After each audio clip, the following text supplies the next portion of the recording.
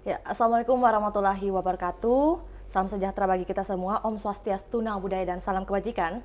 Tentunya selamat siang menuju sore buat Tribuners dimanapun Anda berada. Semoga Anda dalam keadaan sehat, bahagia, serta masih semangat menjalankan aktivitasnya. Tentu senang sekali rasanya saya Fiorna Jeretno dapat kembali menjumpai Anda dalam program spesial kita hari ini, program Bincang Kampus edisi 2 Maret 2023. Dalam program ini kita akan membagikan informasi yang tentunya aktual, informatif, serta menarik untuk kita perbincangkan.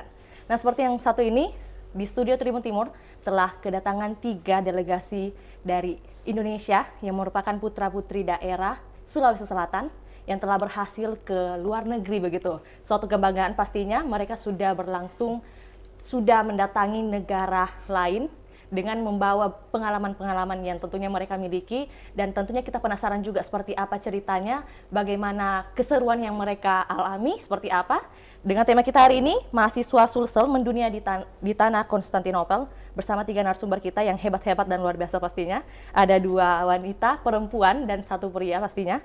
Ada Miftahul Karima selaku mahasiswa Ilmu Politik Universitas Hasanuddin, ada Muhammad Fahri Sahdi selaku mahasiswa Psikologi Universitas Negeri Makassar, dan yang ketiga ada Fatona Fatuljana Daniel selaku mahasiswa Ilmu Aktuaria Universitas Hasanuddin. Untuk itu langsung saja kita sapa dan berkenalan terlebih dahulu bersama 3 narasumber kita. Halo, Assalamualaikum warahmatullahi wabarakatuh kalian semua. Waalaikumsalam warahmatullahi wabarakatuh. Oke, kita perkenalan dulu. Jadi mungkin di sebelah paling ujung ada Miftahul ya, kemudian Fatona dan Fahri. Oke, yang paling ganteng sendiri pastinya.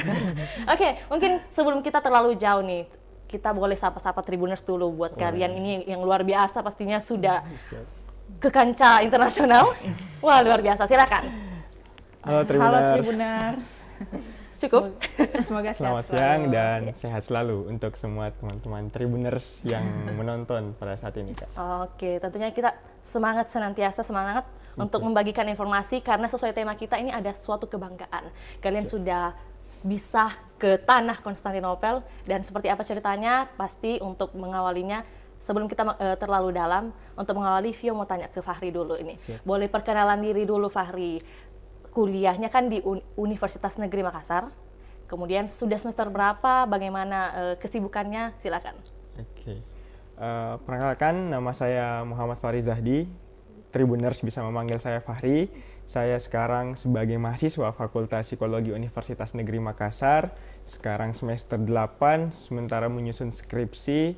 Alhamdulillah selama menjadi seorang mahasiswa aktif di berbagai kegiatan, khususnya di kegiatan-kegiatan sosial melalui beberapa komunitas yang digagas dan dikembangkan oleh teman-teman dari UNM dan teman-teman yang ada di Kota Makassar itu sendiri. Mungkin itu dari saya. Oke, cukup sekian ya pengantarnya gitu ya Fahri. Jadi nanti menjadi PR bagi Vio untuk menanyakan kegiatan sosialnya seperti apa sih? Boleh ya? Boleh. Oke, Boleh, siap. boleh. Kita beralih ke sebelah Fahri, ada Fatona. Boleh perkenalan diri juga Pak. Tentunya tidak dilupakan juga perlu perkenalan diri nih. Silakan Fatona.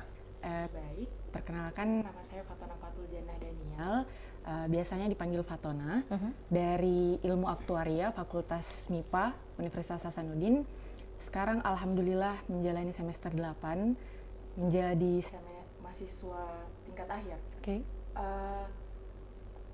Aktif di berbagai kegiatan kampus, alhamdulillah juga, dan alhamdulillah berkesempatan juga mencoba kegiatan di luar negeri karena kegiatan kampus. Oke.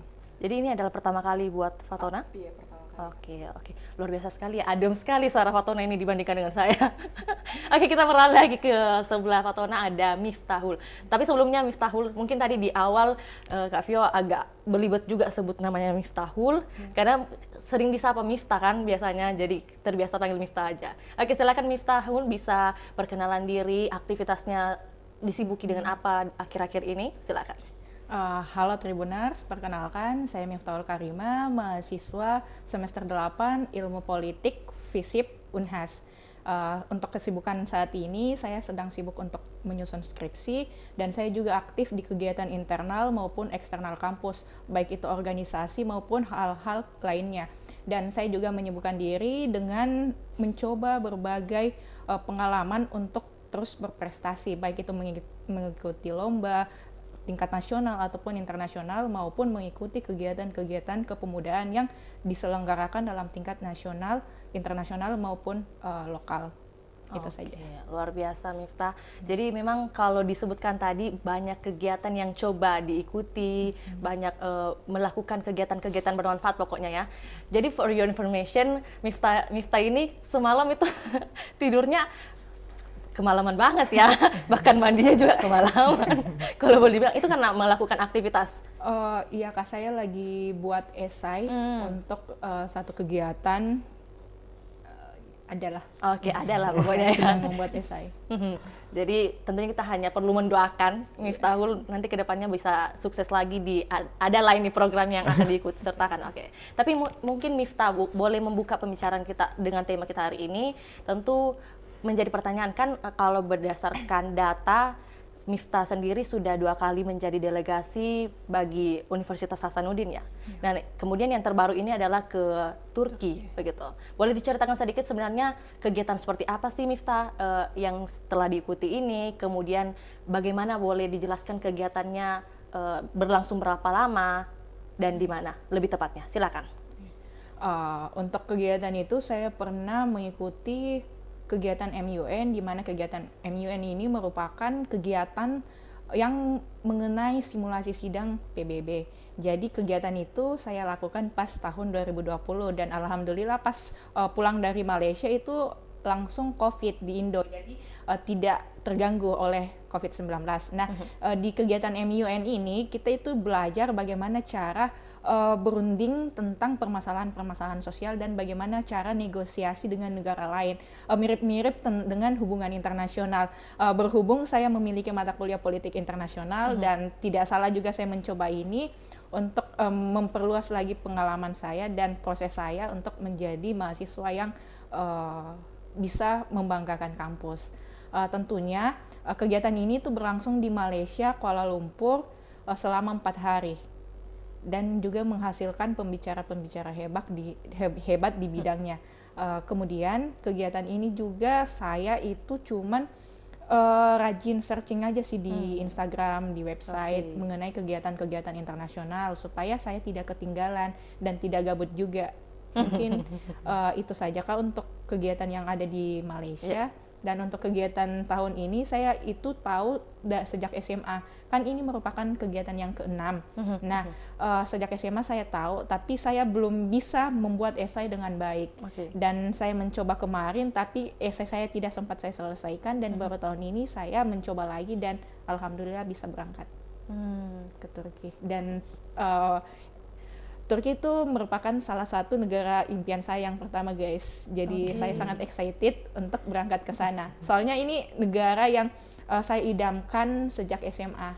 Makanya saya sangat banyak berharap. Jadi memang rezekinya udah di sana ya. Betul, kalau bagi Miftah. Mungkin kalau Fahri sendiri, apakah juga memiliki mimpi, cita-cita mungkin negara yang pertama dituju adalah Turki? Kalau saya hampir sama dengan Miftah sebenarnya Kak. Kalau saya itu kan sebenarnya saya sudah masuk di ranah proposal di bulan 12 kemarin. Tapi pilihan saya ada 2. Apakah saya harus segera menyelesaikannya atau saya harus mewujudkan satu mimpi yang saya titipkan dari awal saya masuk kampus. Mimpi saya itu saya sebelum lulus S1 harus minimal menginjakkan 1 kali kaki saya di Turki. Itu mimpi saya dari awal. Dan ternyata alhamdulillah pilihan itu saya coba manajemen antara proposal untuk persiapan skripsi dan mimpi saya ini. Alhamdulillah bisa terwujud. Kalau Miftah tadi kan dari SMA Kak. Dia sudah mengidamkan untuk berangkat ke Turki. Kalau saya sendiri bukan sejak SMA. Bahkan sejak SMP saya sering membaca buku-buku Al-Fatih dan Turki menjadi negara yang sangat membuat saya jatuh hati. Bahkan saking membuat saya jatuh hati, saya sebenarnya bermimpi ketika saya punya anak namanya Muhammad Al-Fatih. Sampai segitunya dengan Turki, sampai segitunya dengan Turki. Jadi saya tahu Istanbul Youth Summit, event yang kita ikuti di Turki ini sebenarnya sudah lama, di tahun 2021 karena punya mentor juga ikut di kegiatan itu.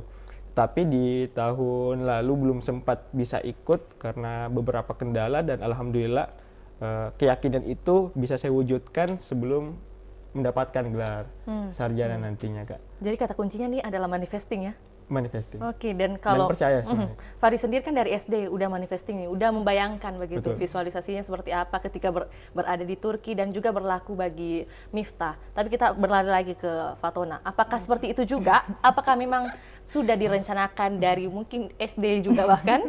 Kalau Fatona gimana? Silakan. Ya, makasih Kak. Jadi kalau saya sendiri mungkin kebalikan dari mereka ya Kak. Ya, jadi kalau mereka memang sudah menyusun dari awal, sudah merencanakan visinya dari awal bahwa ingin ke Turki dan sebagainya. Kalau saya sendiri alhamdulillah lulus Kak, kayak begitu. Ya, jadi kayak sebenarnya di luar dari perencanaan. Ya, jadi saya di luar tahu, dugaan ya. Iya, begitu Kak. Jadi saya tahu kegiatan IES ini dari Fahri. Ya, kebetulan Fahri ini teman SMA juga. Jadi Fahri kebetulan beberapa kali upload tentang kegiatan itu. Terus beberapa kali juga disampaikan tentang kegiatan internasional ini. Jadi dari situ baru mulai tertarik Kak, coba-coba dan alhamdulillah begitu Kak. Jadi kalau boleh dirunut nih kronologinya hingga bisa ikut serta. Kalau dari Fatona sendiri mungkin bisa jelaskan, kalau nggak salah kan pada saat pendaftaran itu bulan Agustus 2022. Nah, gimana? Boleh dijelaskan kalau Fatona sendiri versinya gimana nih? Jadi pada saat itu sebenarnya ini IES beberapa gelombang ya Kak, ada daftar dan lulusnya. Terus Fahri sudah upload mulai dari postingan Fahri, saya tertarik ikuti kegiatan tersebut. Saya mendaftar di gelombang sekian lah Kak. Kurang, kalau tidak salah bulan 10, terus lulusnya bulan 11. Pengumumannya bulan 11. Bulan 11 baru mulai lagi mencari. Jadi dari kurang lebih dari bulan 10 itu berangkat dari postingannya Fahri baru mulai searching tentang kegiatan tersebut. Beda dengan mereka berdua yang sudah dalami memang kegiatan ini dari awal. Kalau saya memang hanya lihat dari postingan terus baru didalami, begitu Kak. Istilahnya mereka lebih duluan yang start point-nya itu lebih duluan gitu ya. Kemudian setelah itu kan ada persyaratan yang perlu diisi, yang dipenuhi. Kalau Fatona sendiri mungkin membahas tentang apa nih di esainya? Kan pasti ada. Ya Kak, jadi saya ambil tema Sustainable City and Community. Yang tema esai saya yang saya angkat itu bonus demografi, tentang bonus demografi menekan pemanasan global. Itu Kak. Bagaimana nih kalau dari riset Fatona sendiri melihat esainya membahas bonus demografi menahan pemanasan global, apakah memang seperti itu nantinya? Itu yang saya paparkan di esai saya adalah sebuah ide untuk menekan pemanasan global dengan cara memanfaatkan keadaan bonus demografi tersebut. Jadi menurut saya nantinya bisa saja kita gunakan keadaan tersebut ketika kita menghadapi bonus demografi. Ketika bonus demografi sedang kita alami, bisa saja kita gunakan hal tersebut untuk menekan pemanasan global. Dengan cara? Jadi bonus demografi itu merupakan sebuah keadaan di mana rata-rata usia itu berada pada usia yang produktif. Jadi ketika kita berada di zaman yang rata-rata masyarakatnya merupakan usia yang produktif, bukankah ini merupakan sebuah kesempatan yang besar bagi pemerintah ataupun masyarakat bahwa mari kita bersama-sama, kebetulan usianya usia yang produktif, mari kita bersama-sama untuk bergerak menekan pemanasan global seperti kolaborasi, kurang lebih kolaborasi Kak dari usia di bonus demografi tersebut. Jadi mungkin maksudnya yang ada di esai Fatona sendiri ini menekankan bagaimana kolaborasi nantinya jika terjadi bonus demografi ini untuk menanggulangi pemanasan global, seperti itu ya? Iya. Tapi kalau Miftah sendiri nih, boleh dijelaskan sedikit mungkin kalau isi esainya apakah kurang lebih sama atau bahkan berbeda sub? Kalau esai dari saya tuh subtemanya itu sama dari SGDS nomor 11 juga, cuman saya dalam membuat ini itu perlu banyak mengumpulkan bacaan, berhubung saya memilih di luar kapasitas saya sebagai mahasiswa di rumpun sosial. Jadi ini tuh rumpunnya kayak punyanya anak teknik kelautan lah, bisa dibilang bisa dibilang anak teknik yang punya. Jadi untuk esainya itu saya membuat sebuah pemecah gelombang untuk mengatasi abrasi di pesisir pantai Galesong Takalar. Saya ketahui Galesong itu pantainya kan dikeruk terus tanahnya untuk CPI untuk yang ada di Makassar. Nah, di situ banyak rumah yang terkena abrasi, bahkan kuburan pun sampai terkena abrasi dari hasil pengerukan pasir itu.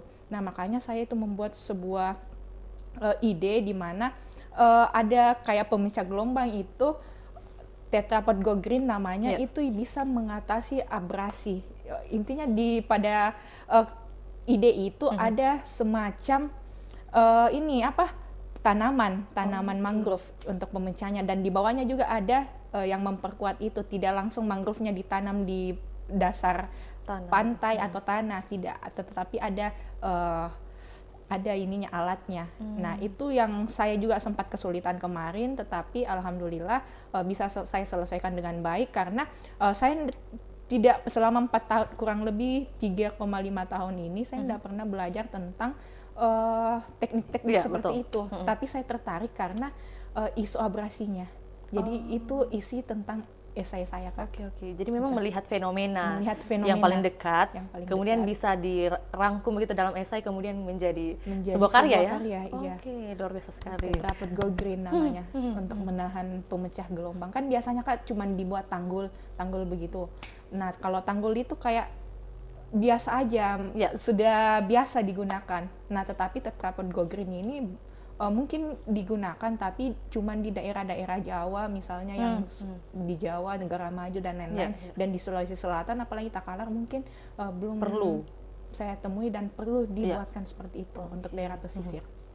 Jadi ini secara tidak langsung menjawab ya tujuan kalian untuk ikut serta dalam program IYS ini ya. Oke. Tapi sebelum itu kita beralih lagi ke Fahri nih. Tadi kedua rekannya sudah menyebutkan isi esainya seperti apa dan juga ide-idenya seperti apa. Tentu tidak boleh ketinggalan, Fahri. Silakan. Oke. Kalau tadi dijelaskan sama Miftah, dijelaskan sama Fatona terkait ada perbedaan latar belakang keilmuan.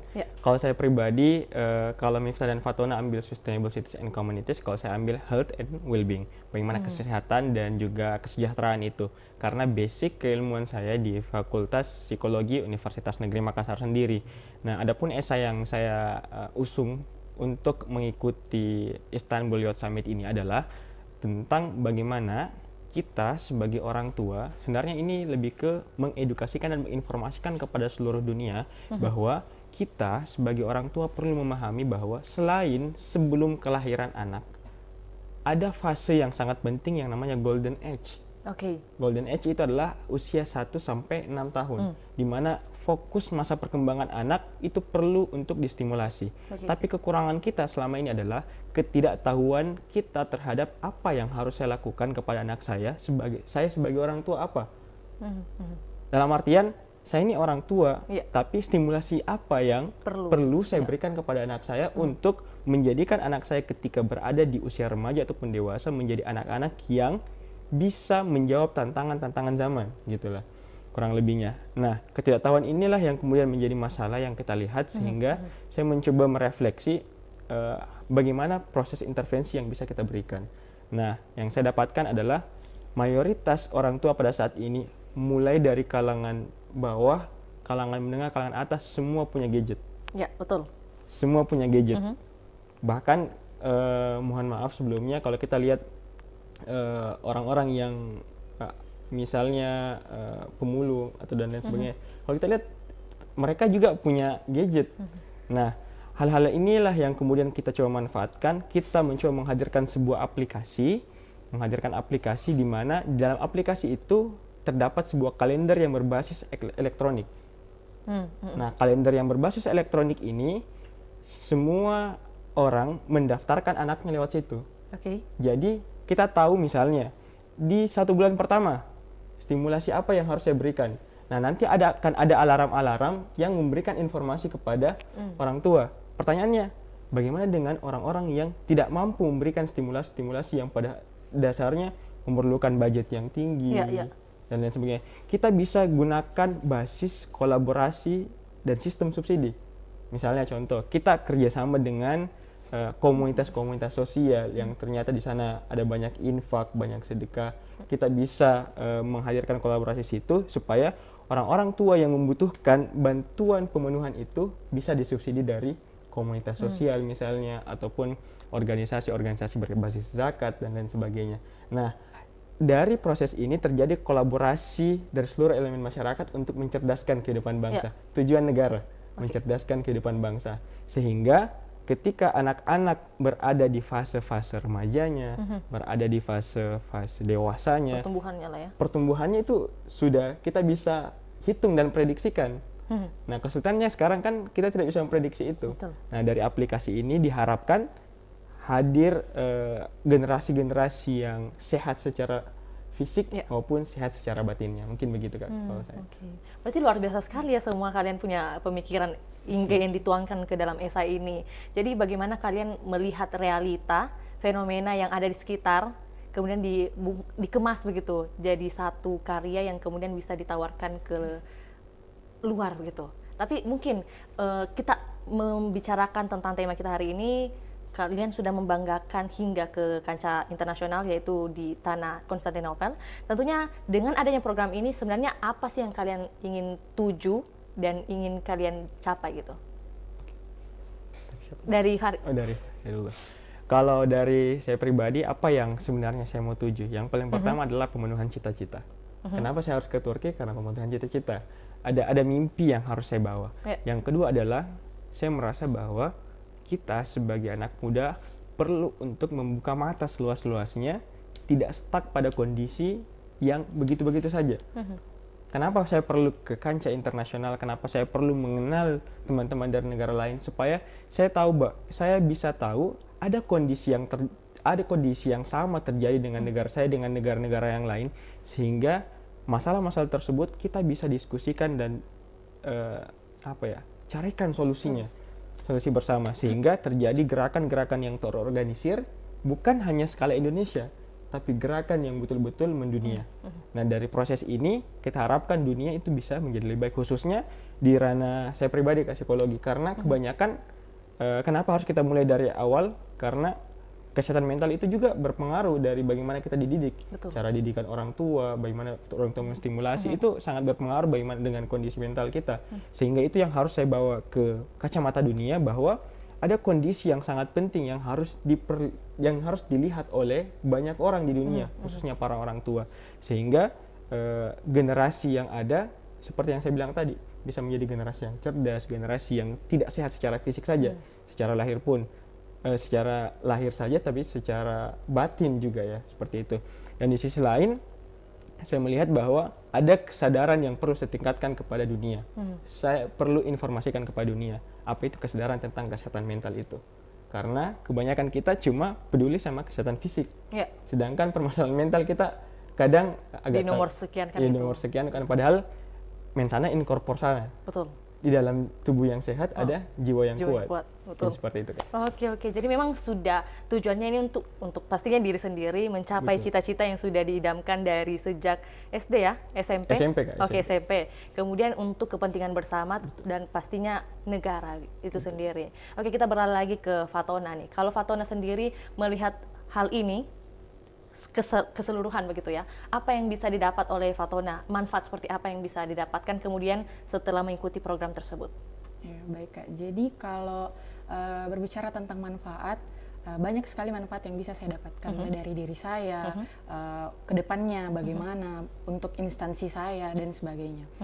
Jadi yang pertama saya highlight untuk kegiatan ini adalah pengalaman. Ya, jadi karena telah mencoba forum pembelajaran di tingkat internasional, ini merupakan suatu kebanggaan bagi saya. Saya juga punya moto bahwa Harunas Anfa'u Linnas, sebaik-baik manusia adalah yang bermanfaat bagi orang lain. Jadi bukan sebatas bahwa mempelajari sesuatu dan dikip di diri tak sendiri. Kita harus setidaknya menebar paling tidak di sekitar seperti itu. Jadi apa salahnya saya mencoba kegiatan forum pembelajaran di tingkat internasional seperti itu Kak. Yang saya like pertama itu pengalaman. Yang kedua adalah networking, relasinya. Jadi yang saya dapat dari kegiatan IES ini adalah relasi dari berbagai macam latar belakang.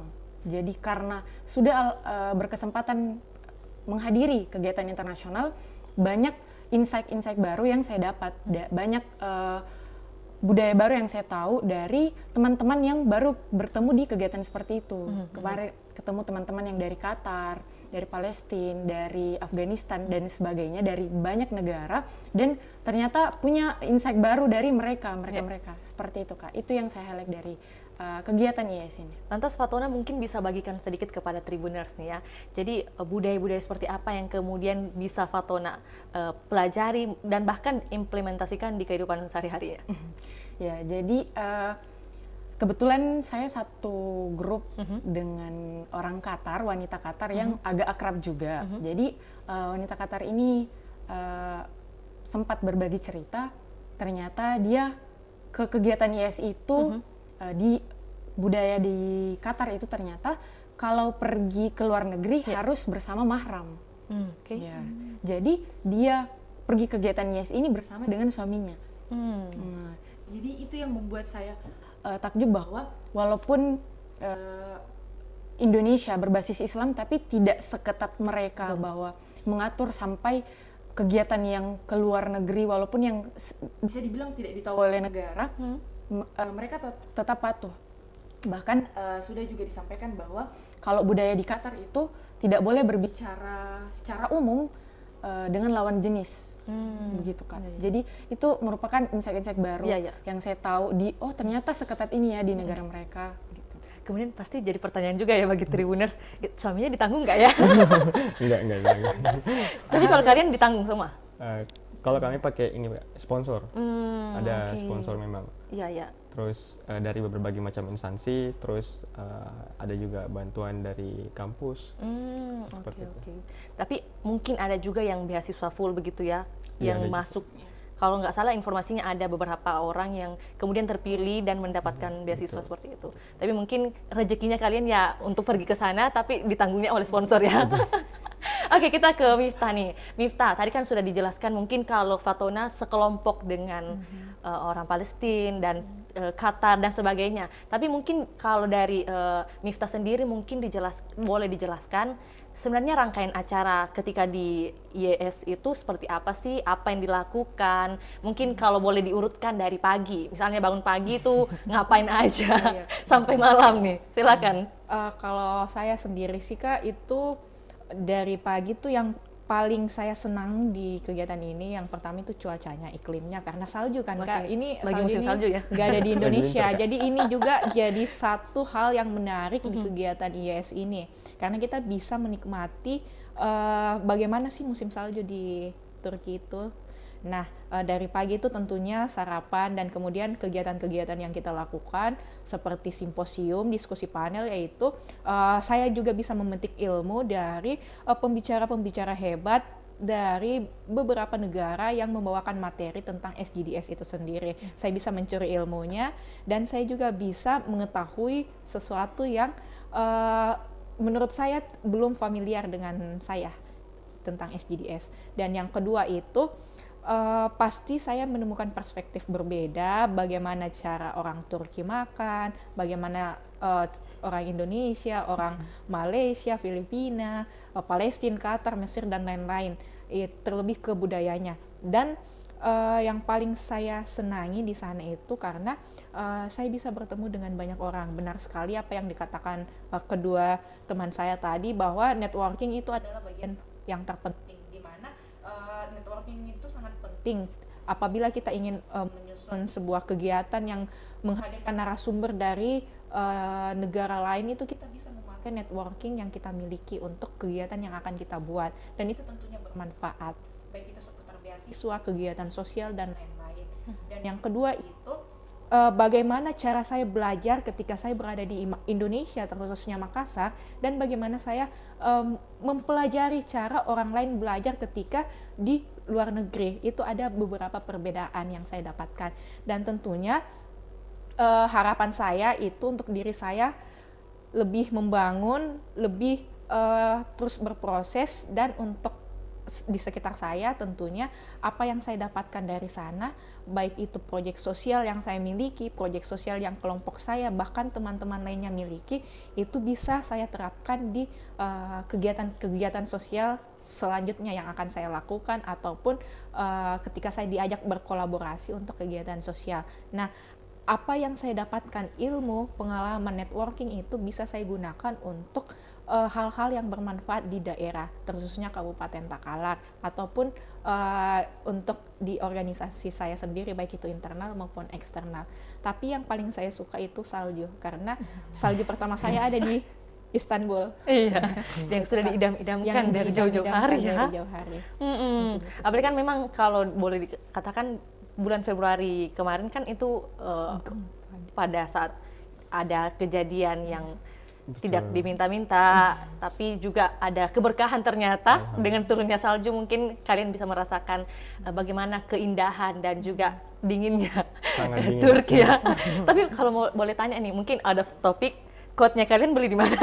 Kalau coach-nya kan kita ini sudah tahu Kak, kalau di sana sudah musim salju, diingatkan sama panitia juga. Jadi kita beli di sini, terus kita bawa ke sana. Gak usah spill ya tokonya.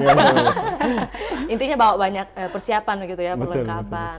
Tapi kan waktu itu berlangsungnya 4 hari kalau nggak salah ya. Iya, kurang lebih 4 hari. Jadi memang tadi disebutkan oleh Miftah, dari bangun pagi pastinya sarapan, kemudian diisi dengan simposium dan sebagainya, pasti ada juga diskusi bersama gitu ya.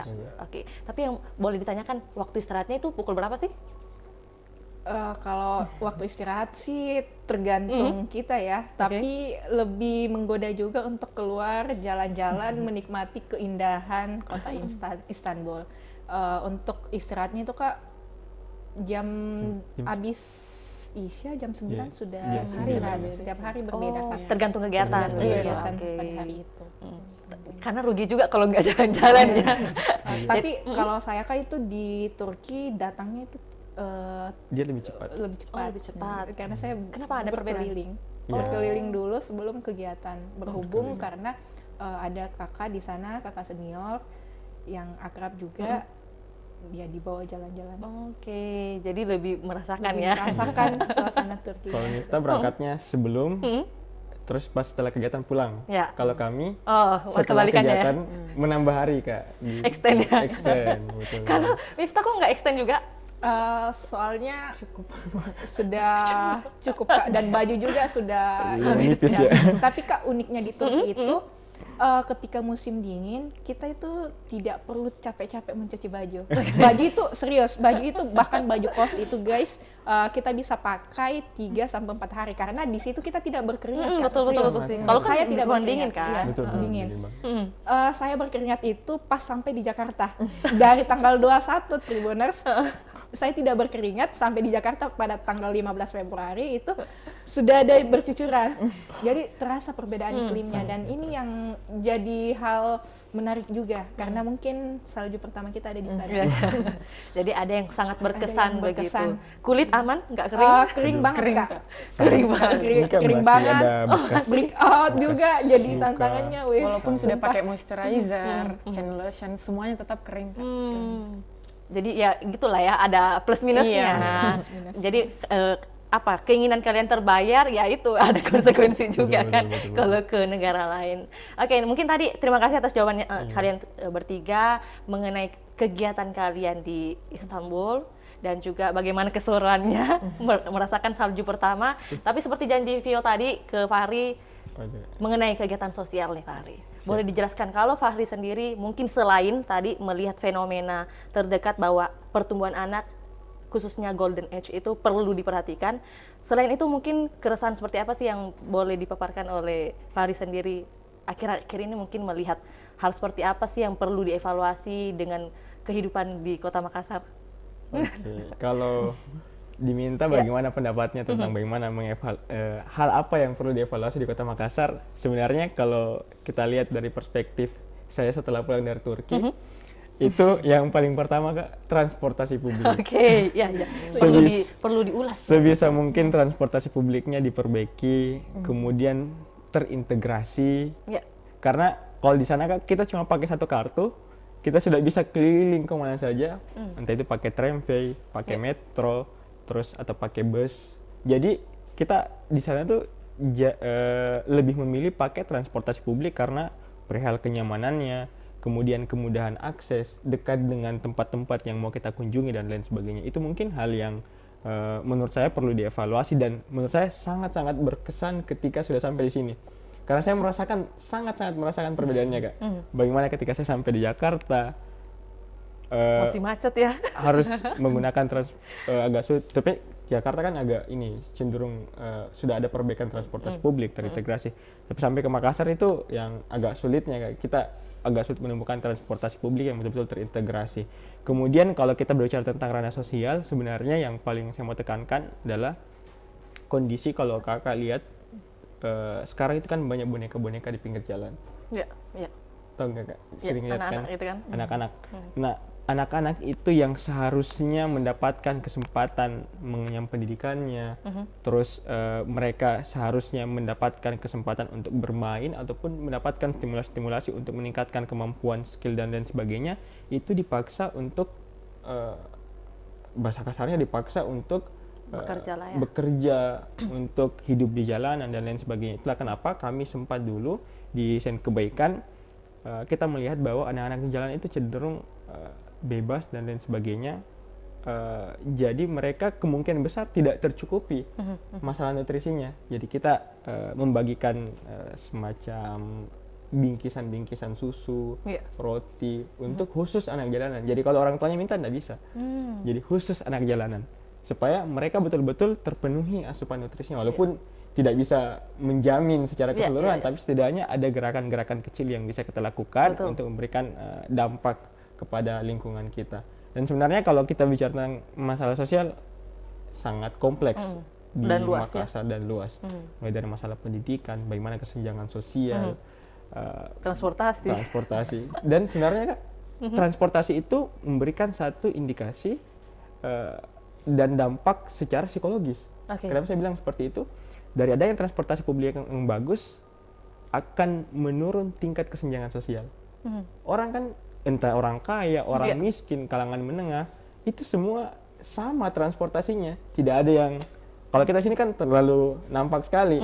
Waduh, ini mobilnya merek ini motornya ini, orang yang naik motor marah. Kenapa diklakson-klakson? Kamu enak naik mobil, kita naik motor, sabar. Nah, hal-hal yang seperti itu sebenarnya yang sangat-sangat berdampak kalau saya sendiri menilai secara psikologis. Gitu, Kak, kalau dari saya. Jadi kalau boleh dikatakan mungkin Fahri sendiri punya ide, pemikiran, langkah solutif yang bisa diberikan, dilaksanakan di Kota Makassar dalam hal transportasi mungkin perlu diintegrasikan seperti apa? Kalau ini sebenarnya bukan basic keilmuan saya, Kak, terkait bagaimana menyusun strategi tata ruang kota. Tapi yang kalau saya bisa sarankan kepada pemerintah yang hadir saat ini dan nantinya yang menjabat setelah pemilihan kepala daerah nanti, kalau bisa masalah transportasi publik itu menjadi poin-poin yang utama. Tapi memang yang perlu kita pahami bahwa untuk pembangunan transportasi publik yang betul-betul terintegrasi bukan waktu yang sangat singkat, butuh waktu yang sangat lama. Apalagi misalnya ada kereta dan lain sebagainya, itu membutuhkan waktu yang lama. Apalagi dengan kondisi Kota Makassar yang betul-betul padat, pasti akan banyak pembebasan lahan dan lain sebagainya. Dan itu menjadi hal yang sangat sulit ketika tidak dibangun atas dasar kerjasama untuk semua elemen masyarakat. Dan ketika tidak ada kesadaran oleh semua elemen masyarakat bahwa pembangunan transportasi publik ini sangat penting, maka saya rasa akan sulit untuk sampai ke arah sana. Dan kemudian ada satu yang menarik sebenarnya, Kak, di Turki itu. Oke, silakan. Di sana tuh subsidi tentang pendidikan sangat-sangat besar. Kenapa saya bilang seperti itu? Karena mulai dari jenjang, saya cerita dengan teman-teman yang kuliah di Turki, dari kalau saya nggak salah TK, SD, SMP, SMA sampai tingkat universitas mereka disubsidi sama pemerintah. Kemudian ketika kan kita punya namanya Istanbul Card. Istanbul Card itu kita bisa gunakan dimanapun, entah itu transportasi, masuk ke museum dan lain sebagainya. Dari Istanbul Card ini, contoh misalnya, saya naik di Bosporus, kapal di Selat Bosporus yang menghubungkan antara Asia dan Eropa. Saya bayarnya 12 lira. Sedangkan teman saya yang mahasiswa cuma bayar 1 lira. Saya naik transportasi publik, saya bayar 10 lira, teman saya cuma bayar 2 lira. Saya masuk ke museum, bayarnya 100 tele untuk satu museum saja, teman saya cuma bayar 30 tele dan dikasih tiket ini gratis untuk ke semua museum yang ada di Istanbul. Bayangkan Kak, subsidi untuk pendidikan itu benar-benar besar, penting, karena mereka mungkin melihat bahwa pendidikan, orang-orang yang sedang menempuh pendidikan adalah orang-orang yang sedang berjuang untuk mencapai suatu kesuksesan dan bahkan akan berkontribusi besar untuk negara. Betul. Mungkin seperti itu yang saya lihat.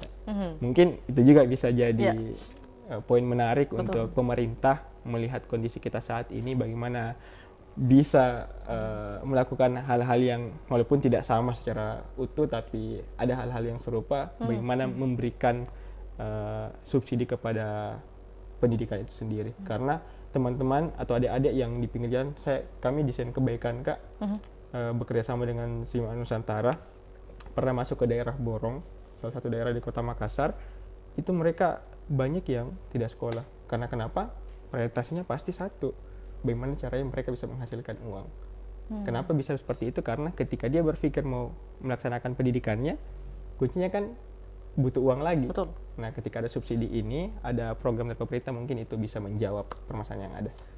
Luar biasa ya, ternyata dari bagaimana Fahri sendiri melihat keresahan, begitu boleh dikatakan, di tengah-tengah masyarakat, ternyata ada juga ya insight yang bisa ditarik dari habis dari Turki gitu. Sangat-sangat. Jadi memang kalau ada permasalahan, tentunya kita menanyakan solusi, begitu Fahri. Kalau Fahri bisa membicarakan, memberitahu begitu apa fenomena yang dilihat, keresahan Fahri, tentunya kita meminta solusi dari Fahri, karena yaitu habis ikut program IES itu kan.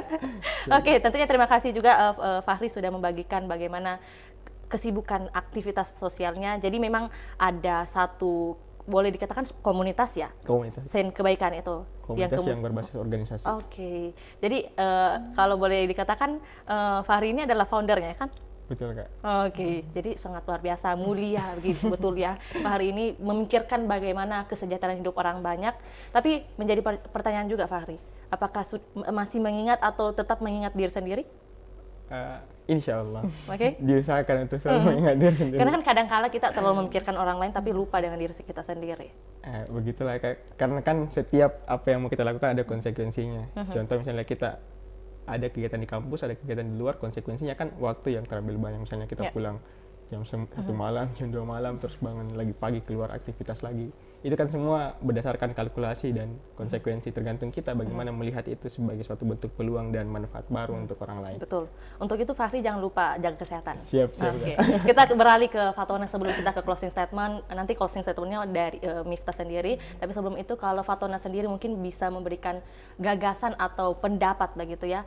Apa sih target yang akan dicapai dari Fatona sendiri selepas dari kegiatan IES ini? Ya, baik Kak. Jadi karena telah istilahnya mencicipi dunia luar, setidaknya beberapa hari, berkesempatan untuk ikut forum pembelajaran tersebut, satu kata yang bisa saya sampaikan adalah nagih. Ya, jadi karena telah berkesempatan mencoba dunia luar, saya mempunyai visi ke depannya bahwa setidaknya bisa melanjutkan pendidikan di dunia luar. Ya, mungkin itu visi saya setelah dari kegiatan IES ini. Karena kalau misalnya kita coba, banyak sekali hal baru ternyata yang belum kita tahu. Kalau misalnya istilahnya hijrah ke negara lain gitu. Kalau misalnya tetap di negara tak sendiri atau di kota tak sendiri, mungkin berkembangnya itu agak lambat. Kalau misalnya pergi ke luar negeri ataupun mengenal lebih luas lagi budaya baru, kita bakal setidaknya lebih cepat berkembangnya, bakal menemukan pendapat, insight dari berbagai macam latar belakang begitu Kak. Jadi pertanyaannya lagi kemudian buat Fatona, jika nanti mungkin punya impian lagi bisa melanjutkan pendidikan di luar negeri, entah itu Turki atau sebagainya, bahkan mungkin Qatar atau di mana ya, sebut saja itu di sana ya. Apakah nanti mungkin kalau misalnya setelah selesai akan kembali ke Indonesia? Insya Allah. Membangun kota negara Indonesia? Insya Allah Kak. Karena kita di Indonesia ini punya amanah juga kan.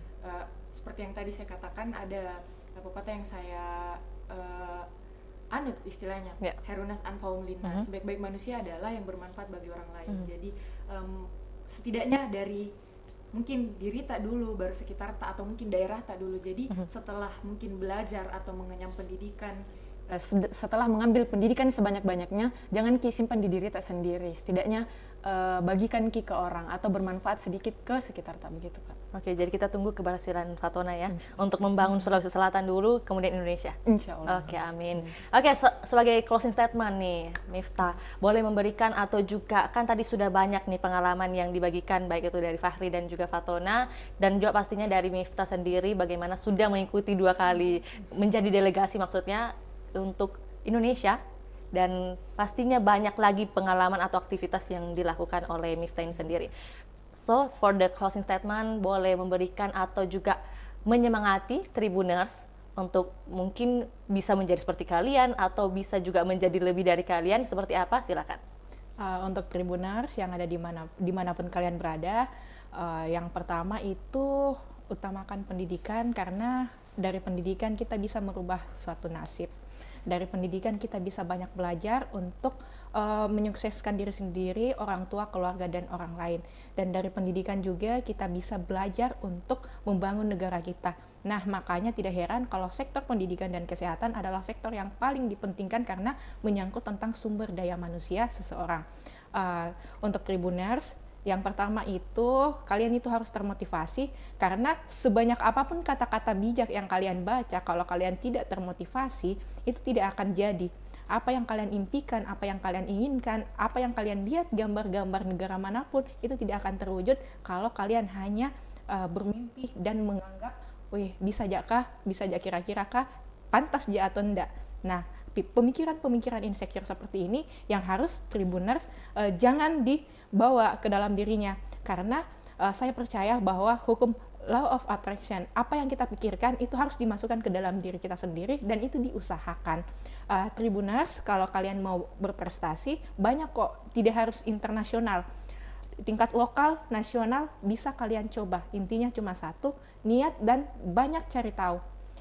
Sosial media kalian, Instagram kalian dan lain-lain, jangan cuma di follow untuk artis dan lain-lain, sekali-sekali untuk follow kegiatan dan lain-lainnya gitu, supaya ada track record perkembangan diri kita. Saya tidak menjudge bahwa kita harus berpendidikan, baru kita punya track record yang bagus. Pendidikan itu atau prestasi tidak hanya melalui esai, debat, dan sebagainya. Dalam seni musik misalnya, dalam olahraga, itu kalian juga bisa berprestasi di situ. Jadi jangan anggap prestasi itu hanya orang yang jago debat, jago public speaking, dan lainnya. Ketika kalian punya bakat, baik itu di basket, bola, kembangkanlah. Dan buatlah prestasi dengan minat yang kalian cintai dan kalian senangi. Untuk selanjutnya, saya juga mau memotivasi bahwasanya kita itu sangat terlalu cepat untuk insecure duluan. Jadi saya harap Tribuners jangan ada yang seperti itu. Selanjutnya, banyak belajar. Orang itu tidak langsung pintar, tetapi ada banyak proses yang harus kita lalui untuk bisa mencapai titik di mana kita mampu untuk menjawab baik itu esai dan sebagainya. Intinya terus belajar. Setiap orang itu adalah guru dan setiap tempat adalah sekolah. Jadi jangan pernah cepat puas dan teruslah menuntut ilmu sampai ke negeri Cina atau Konstantinopel atau Amerika. Intinya jangan lupa untuk ke Indonesia dan membuat kontribusi untuk negeri. Karena sejauh apapun kita melangkah, jangan lupa tempat di mana kita dibesarkan, tempat di mana kita pertama kalinya bisa berbicara dan membaca. Mungkin itu saja Kak. Luar biasa. Dari saya. Mari kita beri aplaus. Ini saya sampai merinding loh. Serius. Jadi memang kalian punya pemikiran ini sudah terbuka. Jadi memang mungkin sejak sebelum berangkat, pastinya kalian sudah punya pemikiran yang terbuka, open minded dari segala bidang, sektor. Pasti sudah kalian pikirkan. Tapi mungkin pertanyaan yang tadi terlewat, mungkin sudah saya tanyakan ke Fahri. Kalau Fatona sendiri dan Miftah, apakah sudah berterima kasih kepada dirinya? Kalau saya alhamdulillah. Tentu sampai saat ini itu bukan karena diri saya sendiri ya teman-teman. banyak faktor yang mempengaruhi saya seperti ini, baik itu lingkungan saya, orang yang saya temani bergaul, support orang tua itu sangat penting, dan doa orang tua sangat penting. Dan saya juga paling berterima kasih kepada orang tua saya karena saya bisa seperti ini dan tidak menuntut A, B, C, D. Saya dibebaskan untuk memilih apa yang saya pilih selama itu benar. Itu saja. Dan untuk teman-teman, baik itu di luar organisasi maupun di dalam organisasi kampus yang telah berdiskusi, memberikan materi-materi pelajaran, itu saya sangat berterima kasih sekali karena saya terbangun dari forum-forum diskusi kecil sehingga bisa sampai saat ini. Itu yang tidak pernah saya lupakan. Orang-orang yang ada di belakang saya dan orang-orang yang mendukung kami bertiga itu, terima kasih banyak. Oke, terima kasih banyak juga buat kalian sudah bisa hadir ke sini membagikan informasi yang tentunya sangat bermanfaat bagi Tribuners. Jadi ada pemicu atau juga pemacu bagi mereka untuk selalu bersemangat. Seperti tadi kata Miftah, jangan berhenti belajar begitu. Selalu mencari kegiatan-kegiatan yang bermanfaat pastinya untuk diri mereka. Tapi satu pertanyaan terakhir buat Miftah. Tadi kan bagaimana ya memberikan semangat kepada Tribuners untuk tidak punya pemikiran seperti bisa juga kah, atau pokoknya yang negatif-negatif seperti itu. Tapi kalau Miftah sendiri, apakah pernah berada di posisi seperti itu? Meragukan diri sendiri maksudnya? Kalau boleh jujur nih Tribuners, saya sebetulnya tidak pernah. Selama saya tidak bersentuhan dengan matematika, saya selalu optimis dan yakin. Dulu saya tuh sempat waktu SD kayaknya, karena saya matematika itu adalah pelajaran yang menurut saya paling sulit ya. Menurut saya rasa wah saya bodoh nih, saya tidak tahu matematika dan lain-lain. Tetapi saya menemukan sisi saya di mana saya sangat tertarik kepada isu sosial, hukum, dan isu-isu tentang dunia internasional dan tentang negara. Makanya saya masuk di FISIP Unhas sesuai dengan apa yang saya minati. Nah, perasaan insecure dan lain-lain itu pernah ada, tapi saya berpikir kembali, kalau ini terus ada, kayaknya cuma satu kali deh Kak, cuman waktu di SD aja. Sampai sekarang saya tidak pernah insecure. Karena menurut saya insecure itu membunuh pemikiran saya. Dan insecure itu apa ya, pemicu sehingga saya tidak bisa maju. Kalau saya insecure bisa jaka ini kapan mau Kak mulai Ki? Kapan Kak bisa mulai sesuatu kalau saya ragukan diriku sendiri? Karena orang tua aku juga berekspektasi, banyak orang yang berekspektasi. Masa banyak orang yang berekspektasi sama saya terus saya ragukan diriku sendiri, itu kan tidak mungkin. Jadi makanya saya sangat percaya diri, apapun yang terjadi saya tetap lakukan. Setuju ya? Yang penting baik dan bermanfaat. Sebenarnya ada satu pepatah sedikit menambahkan Kak, yang paling sangat membekas di kepala saya yang menjadikan prinsip.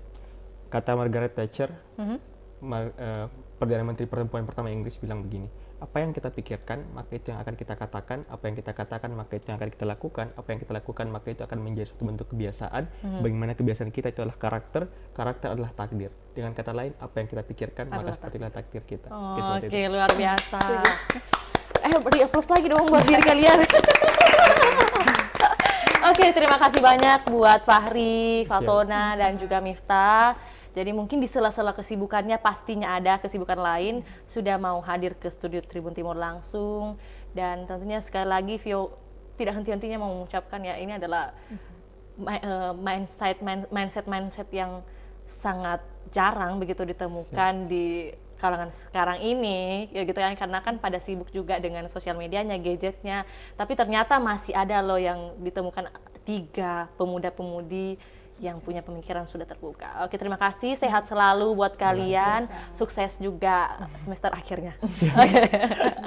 Saya juga sampaikan kepada Tribuners yang hingga saat ini masih menyaksikan program kita, jangan lupa untuk menyaksikan program dari Tribun Timur lainnya. Untuk itu saya Firna Jeratno mewakili ketiga narasumber kita dan juga tim pamit undur diri. Assalamualaikum warahmatullahi wabarakatuh, sampai jumpa.